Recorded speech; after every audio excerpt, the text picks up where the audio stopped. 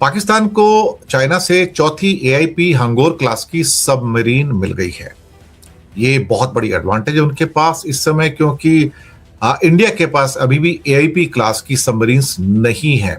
लेकिन हाँ, इंडिया के पास दो न्यूक्लियर सबमरीन्स जो रशिया से लीज की गई हैं वो जरूर है।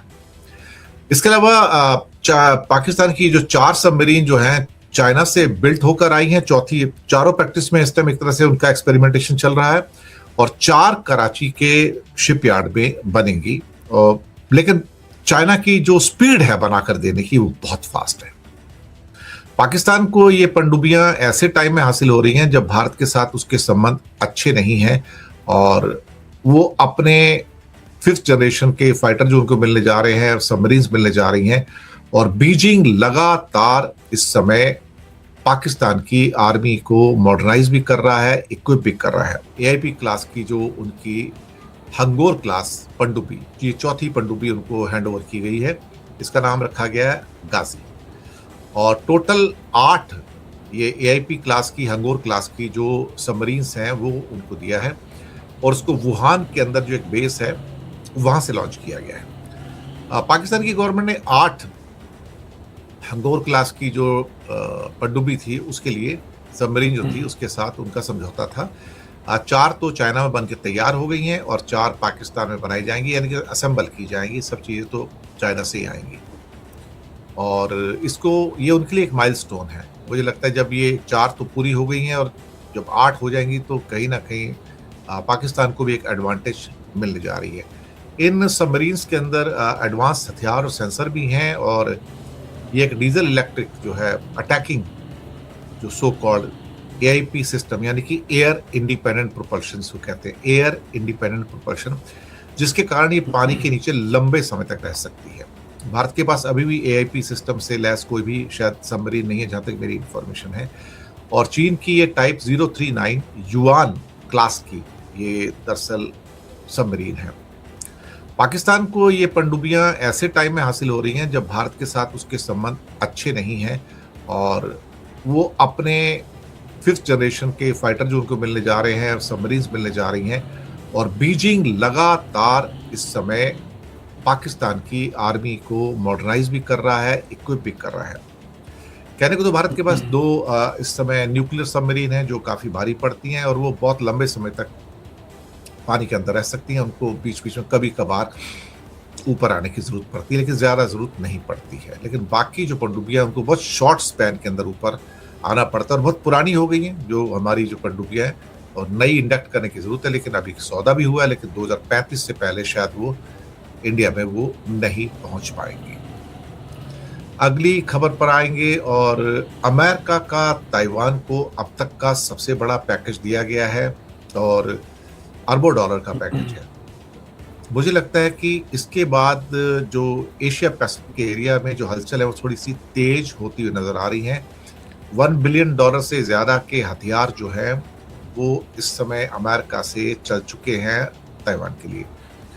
इसमें ऐसा क्या है, इसमें 82 हिमार रॉकेट सिस्टम शामिल हैं और इसके साथ में ATACMS लंबी दूरी की मिसाइलें हैं जो दुश्मन के ठिकानों को भीतर तक जाके निशाना बना सकती हैं। प्लस इसमें 120M 10947 हाउट्जर हैं जो उनको दिए जाएंगे, गोला बारूद भी है और साथ में जमीनी लड़ाई के लिए भी कई गाड़ियां, बख्तरबंद गाड़ियां वगैरह हैं। नेवल प्रोटेक्शन पे खास ध्यान दिया गया इस पैकेज में। इसमें एंटी टैंक मिसाइलें हैं, जेवलिन मिसाइल्स ताइवान को मिल रही हैं, ये बड़ी मजबूत है जेवलिन मिसाइल्स जो हैं। अब इंडिया ने भी इसका समझौता किया है और इसके साथ में हार्पून एंटी शिप मिसाइल्स भी हैं। तो समुद्र के मोर्चे पर ताइवान की पकड़ भी थोड़ी मजबूत होती हुई यहाँ पर नजर आएगी और साथ में इनको एक हाई लेवल के ड्रोन सिस्टम भी देने की बात हुई है। चाइना की बेचैनी जरूर बढ़ेगी क्योंकि वो नहीं चाहता कि इस किस्म के मोस्ट मॉडर्न वॉरफेयर के जो वेपन्स हैं वो अमेरिका ताइवान को दे, क्योंकि बीजिंग ताइवान को अपना हिस्सा मानता है। और उनकी जो गोल्डन विंडो जो स्कीम आई है जहां पर वो 24 से 48 घंटे के अंदर क्या कहते हैं कि चीज़ों को मोबिलाइज कर सकते हैं, तो वो अपने आप में मुझे लगता है कि हालांकि अमेरिका को भी वो परेशान करेंगे और बाकी देशों को भी परेशान करेंगे, पर अगर ताइवान मजबूत होता है और उसके पीछे अगर अमेरिका खड़ा रहता है, तो शायद हो सकता है कि फिर ये आप कह सकते हैं कि थोड़ी तकलीफ तो हो जाएगी अमेरिका को। जैसा भी है, जो भी है, अ, लेकिन अच्छी बात है।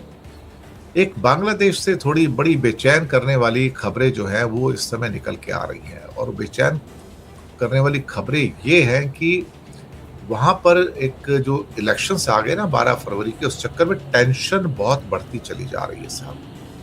बहुत ज़्यादा बढ़ रही है, और उसमें वो टेंशन इंडिया तक भी पहुँच रही है, और वहाँ पे लगातार उनके जो सरकार है हमारे एम्बेसडर्स को कॉल कर रहे हैं, हमारी सरकार बांग्लादेश के एम्बेसडर्स को कॉल कर रही है, और लगातार तनाव बना हुआ है साहब। ये मतलब कोई आसान बात नहीं है, और ये तनाव जो है वो अपने आप में क्या कहते हैं कि बढ़ने के कारण कहीं न कहीं दो देशों के जो नेशनल्स होते हैं उनके लिए भी तकलीफ है, और भारत ने उनके यहाँ जो 2 वीज़ा सेंटर थे उनको भी बंद किया है। तो वहाँ के लोग जो भारत आते थे ख़ास तौर से क्या कहते हैं इलाज वगैरह कराने को या बिज़नेस करने को, उनका भी थोड़ा आना अब मुश्किल हो गया, क्योंकि वीज़ा ही नहीं मिलेंगे तो आएँगे कैसे? लेकिन मैं ये कह सकता हूँ कि ये थोड़ा-सा एक टेम्परेरी एक सेटबैक है, और इलेक्शन ख़त्म हो जाएँगे, तो उसके बाद फिर मुझे नहीं लगता कि फिर इतनी टेंशन रहेगी, क्योंकि नई सरकार आ जाएगी, और बीएनपी के जो तारिक रहमान साहब हैं, जो कि खालिदा ज़िया के बेटे हैं, ऐसा लग रहा है कि वो अपने आप में जो प्रधानमंत्री बनेंगे तो भारत और ख़ास तौर से बांग्लादेश के बीच के संबंधों में एक बार फिर से थोड़ा-सा सुधार जो है वो आना शुरू हो जाएगा। ये अपने आप में काफ़ी इम्पोर्टेंट है। इस बीच पार्लियामेंट के अंदर इंडिया में जो महात्मा गांधी का नाम हटा के जी राम जी एक बिल लाया गया था, तो उसको भी विपक्ष ने फाड़ दिया। जी हाँ, सदन के अंदर फाड़ दिया, और उसके कागज़ के टुकड़े सब जगह फेंक दिया, और कहा कि आप महात्मा गांधी के नाम को बदनाम कर रहे हो। बापू हमारे बीच में ज़िंदा हैं, लेकिन उनके मनरेगा से वो महात्मा गांधी का नाम हटाए जाने को लेके, क्योंकि ये बेसिकली क्या है ना कि एक फासिस्ट गवर्नमेंट है। जो बीजेपी गवर्नमेंट है, फासिस्ट गवर्नमेंट, ये हिटलर वाली गवर्नमेंट है। ये महात्मा गांधी को फिर से असैसिनेट करना चाहती है। तो ये गोडसे प्रेमी सारे लोग हैं। मोदी गवर्नमेंट, आरएसएस, भागवत, ये सब गोडसे प्रेमी लोग हैं। आप इनसे इस बात की उम्मीद मत रखिए कि ये महात्मा गांधी को सम्मान देगी। ये इनका बस चले तो महात्मा गांधी के सारे पुतले भी तोड़ देंगे, ये उनके नाम को हिंदुस्तान की हर टेक्स्ट बुक से भी मिटा दें। लेकिन गांधी युग पुरुष हैं, जैसे महावीर हैं, बुद्ध हैं और नानक हैं। आप इन जैसे लोगों को इतिहास से मिटा नहीं सकते। ये मिट जाएंगे, ये जो असुर हैं सारे ना दक्षिणपंथी, ये मिट जाएंगे, लेकिन गांधी नहीं।